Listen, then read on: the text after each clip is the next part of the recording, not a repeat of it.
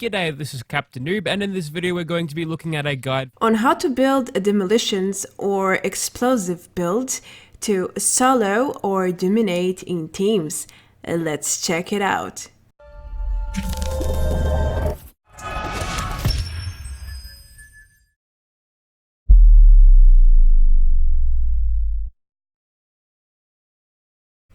Hello, welcome back to another Fallout 76 video, and yes, that was a small comeback for what Captain Noob did in one of his latest videos. Anyway, this is going to be a strategy guide for the demolitions build in Nuclear Winter. It is a build that I have been using in the last week or so, and I find it very powerful.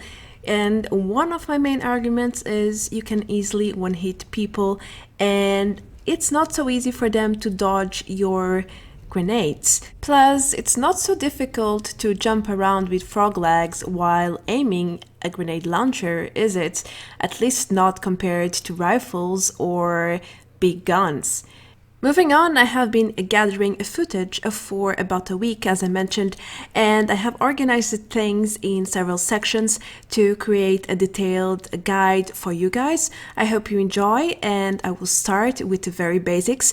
Then I will tell you how can you take on other solo players or how to fight entire teams. Yes, I will show you all of that. Let's start with section number 1.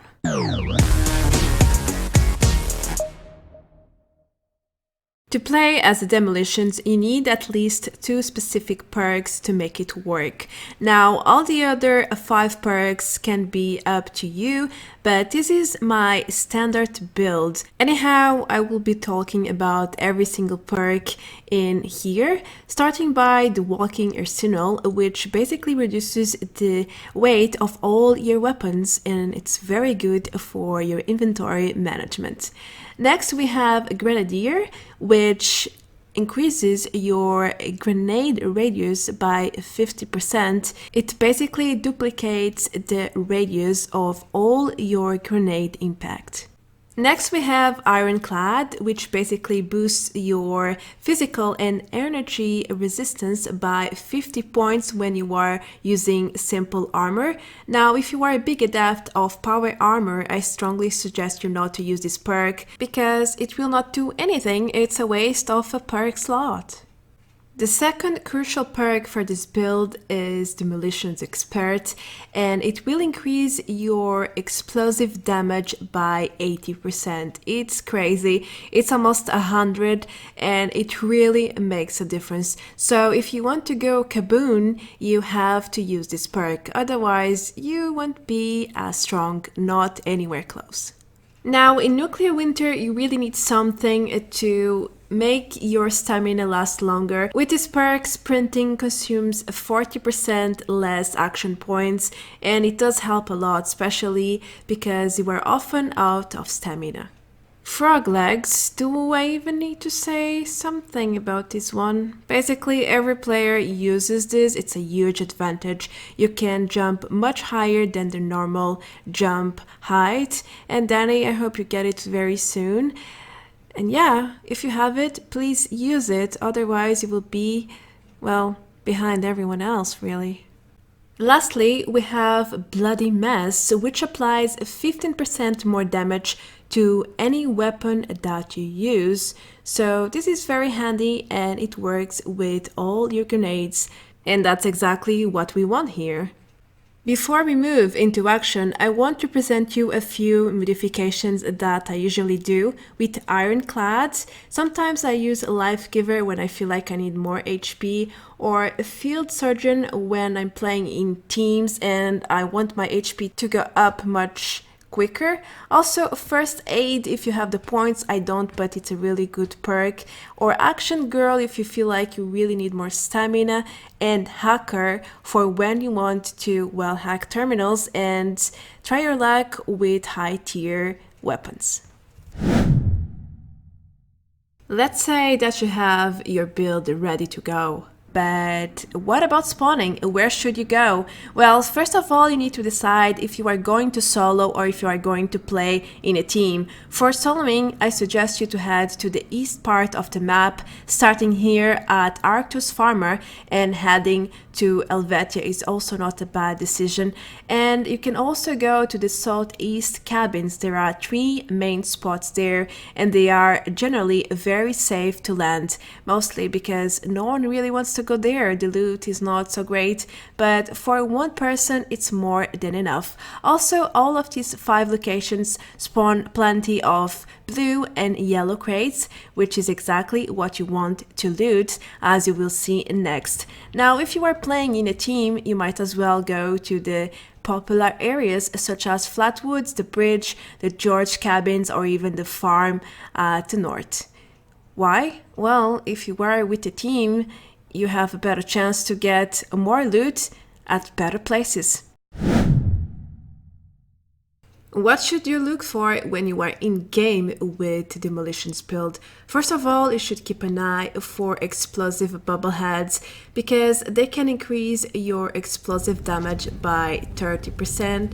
It's a lot and it really makes a difference. Now, your main weapon will be an M79 grenade launcher, or until you get something better like a missile launcher, for example. You should also keep an eye for grenades. Plasma and pulse grenades as well as nuclear grenades are very, very strong, and they can easily one-hit people if you do a direct hit. Of course, don't forget to pick up some aid items, buffs, a decent armor, please. You have to do that, it's very important, and any other weapons that you think will be helpful when you are fighting other people. You should know what to look for, but how to get all these things? Well, let me tell you something. Yellow crates will be your best friend to run this build properly. Why? Because they spawn pretty much everything we need, from grenade launchers to high tier grenades, buffs, armor, and well, a little bit of everything really. Keep in mind that low tier grenades spawn mostly in blue crates, and well, it's just something that I want to share with you. Also, you should look for aid items in all sorts of containers, and when looking for an explosive bubblehead, you should just check the normal bubblehead spawns across the map and hope for the best, you know, RNG. So moving on, you can also hack terminals if you get the hack perk to try your chances to get a better explosive weapon, such as a missile launcher or an automatic grenade launcher. They spawn from terminals and also from killing elite monsters, such as the Scorched Beast, Queen, and a Mega Slot. Another great way to get explosive items is to kill other players, especially early on. They normally carry grenades, and if they see a grenade launcher, trust me, they will pick it up. So killing other people is a very reliable source of getting a little bit of everything you need to do well and win in Nuclear Winter. As every other build, you should know your pros, your cons, and of course your numbers. I'm presenting you here your basic numbers on your weapon, the grenade launcher, and some grenades with and without any buffs, and by this I mean the bubblehead, the 30%. Of course, you can get even more damage if you buff yourself with aid items, but these are just the main damage numbers that you should remember.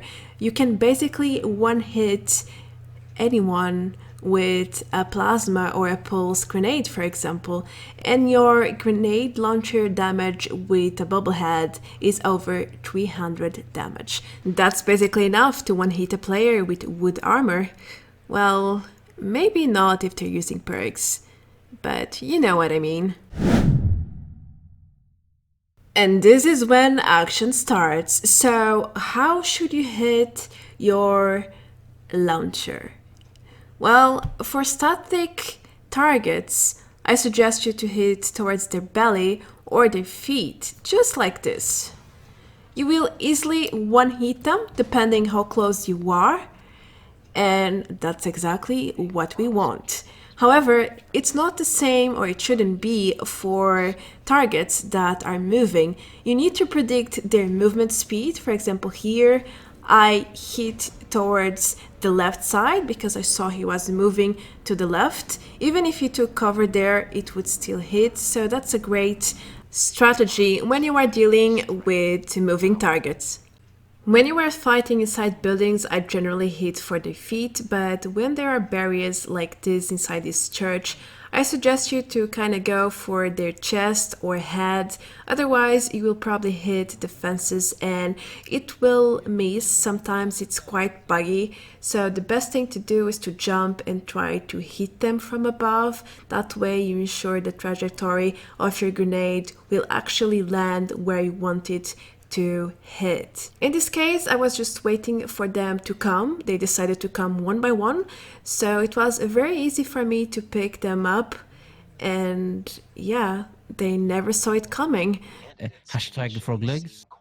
Actually, this fight was one of the few ones where frog legs had hardly anything to do with the outcome.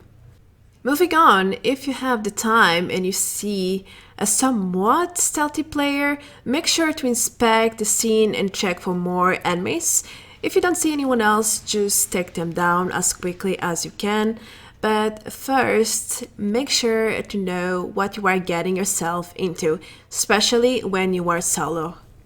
Another tip for you is when you are in endgame, you should always assume that every player there has frog legs.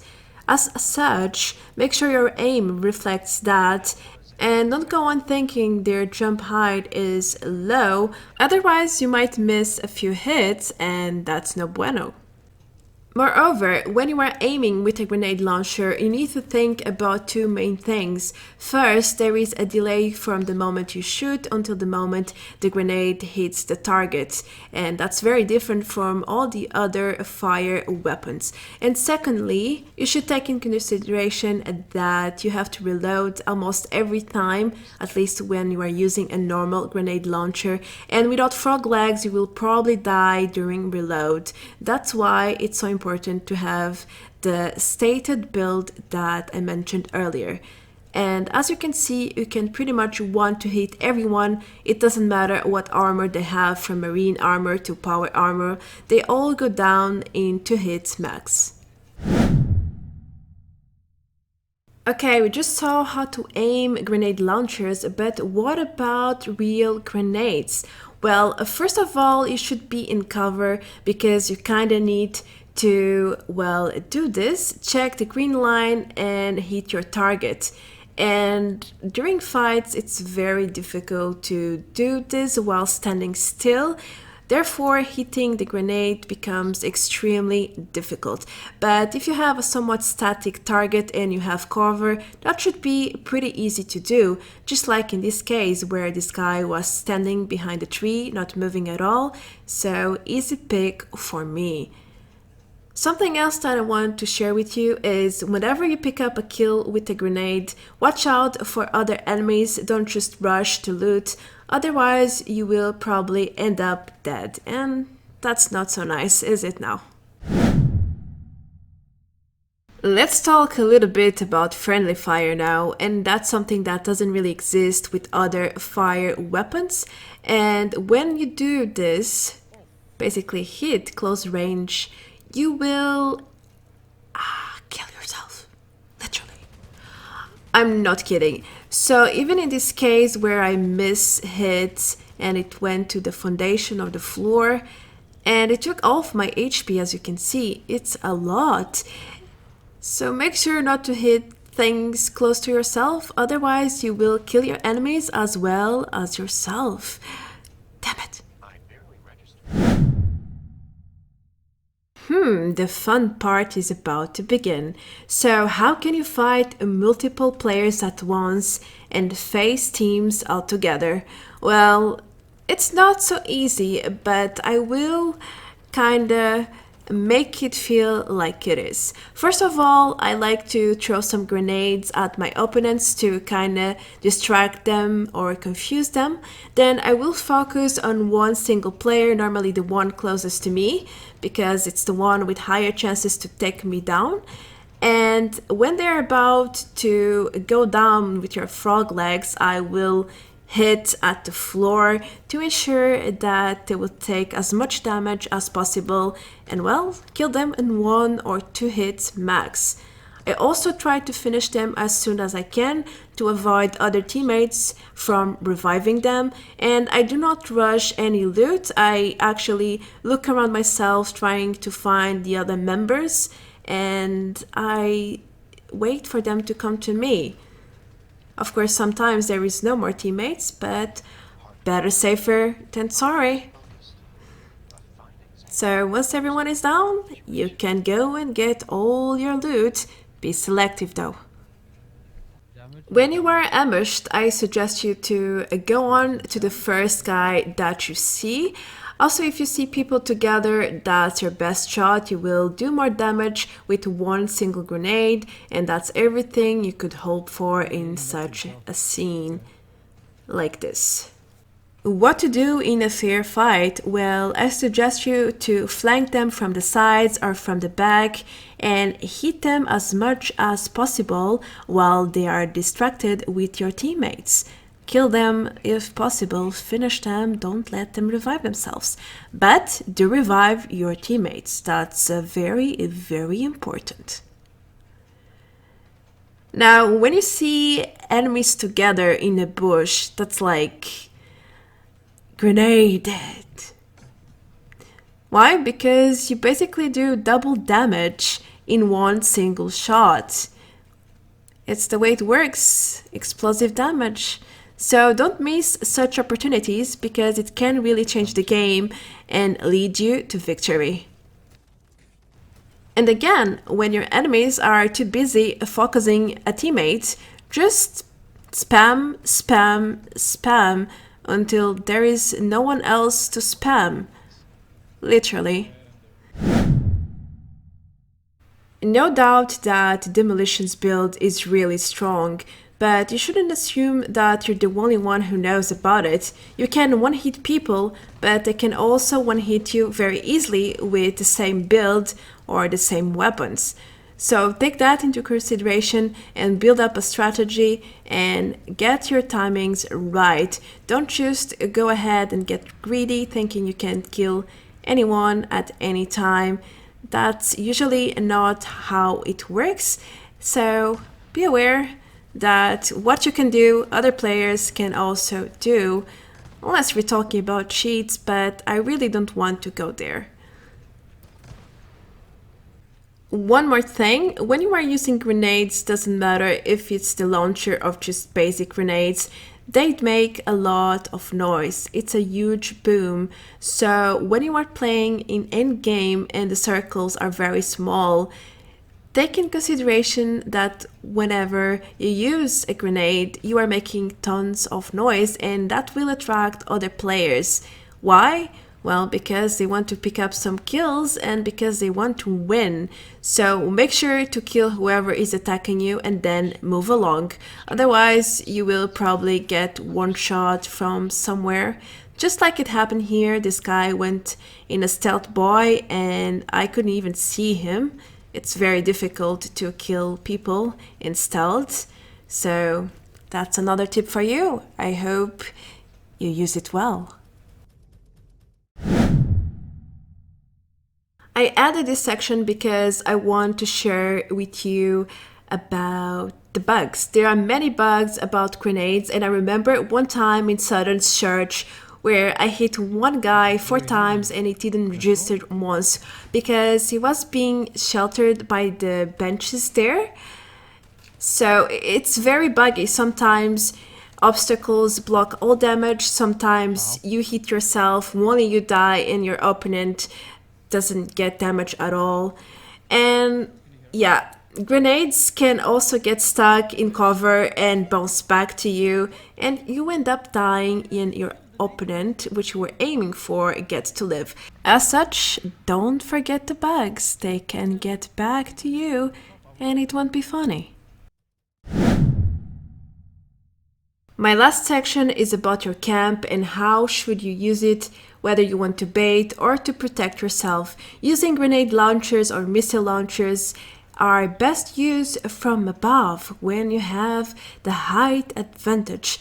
So is there something better than using a tower made by yourself?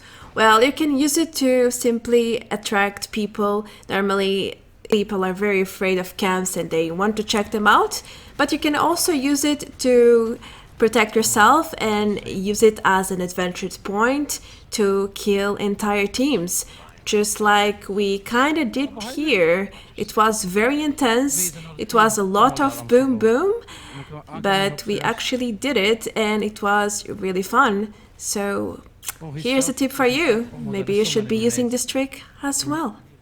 Just don't forget that enemy grenades can easily kill you at the top. Make sure to jump over them.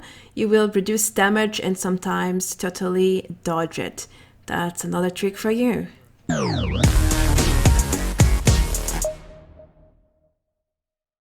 Being a Demolitions is a really fun experience so far.